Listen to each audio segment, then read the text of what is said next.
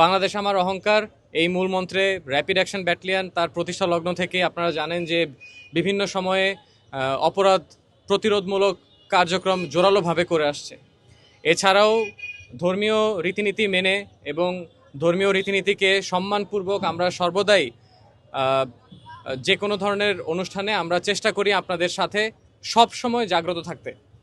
সেই ধারাবাহিকতায় আপনারা জানেন যে আগামী 28শে মে 2026-এ পবিত্র ঈদ উল আজহা, যা কিনা মুসলমানদের জন্য সবচেয়ে বড় ধর্মীয় অনুষ্ঠান অনুষ্ঠিত হবে।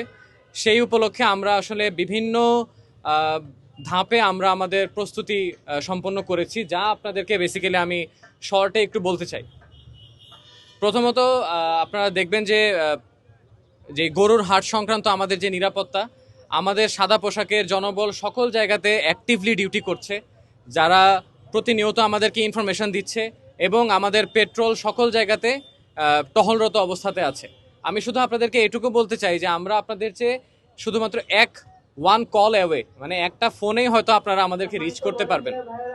এছাড়াও বিভিন্ন সময় দেখা যায় যে যখন কিনা এই ঈদের কোরবানির গরু হাটে ওঠে, তখন এই জাল টাকার আনাগোনাটা অনেক বেশি বেড়ে যায়। সেটাকে শনাক্ত করার জন্য কিন্তু আমরা জাল টাকার মেশিন আমাদের সাথে সবসময় রাখি। আপনাদের যদি কখনো মনে হয় যে আপনাদের সাথে এরকম দুর্নীতি হচ্ছে বা অনাকাঙ্ক্ষিত কোনো সিচুয়েশন উদ্ভূত হচ্ছে, সেক্ষেত্রে আপনারা আমাদেরকে এক কলের মাধ্যমে রিচ করতে পারেন। আপনাদের অবগতির জন্য আমি এটা জানাতে পারি যে র্যাব 4-এর আওতাধীন এলাকাগুলোতে সোফার আমরা 50টি হাটে আমরা আমাদের জনবলকে মোতায়েন করেছি এবং আমাদের জনবল বৃদ্ধি করা হয়েছে। আমাদের রোবাস্ট পেট্রোল সকল জায়গাতে বলবৎ আছে।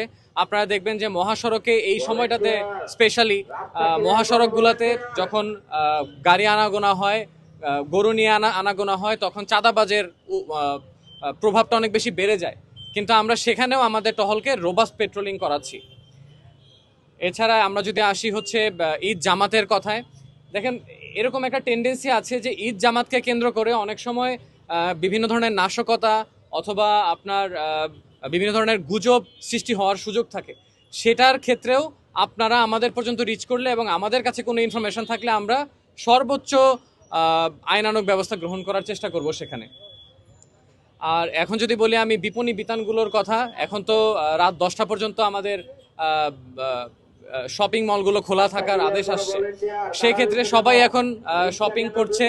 ওইখানে আমাদের সাদা পোশাকে আমাদের জনবল তাদের ডিউটি পালন করছে এবং বিভিন্ন সময় আমাদেরকে ইনফরমেশন দিচ্ছে। আমরা সবকিছু আমাদের নজরদারিতে রেখেছি।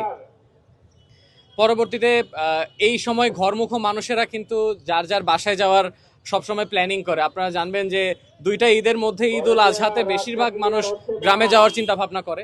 তো সেই ক্ষেত্রে ছিনতাই কিংবা মলম পার্টি কিংবা অজ্ঞান পার্টির কবলে পড়ার সুযোগ থাকে বা চান্স থাকে, সেটা যেন না হয় এই জন্য আমাদের রোবাস্ট পেট্রোলিং অন রোডে আছে অলওয়েজ। এছাড়াও আমাদের সাদা পোশাকের লোকেরা তার নজরদারি বলবৎ রেখেছে।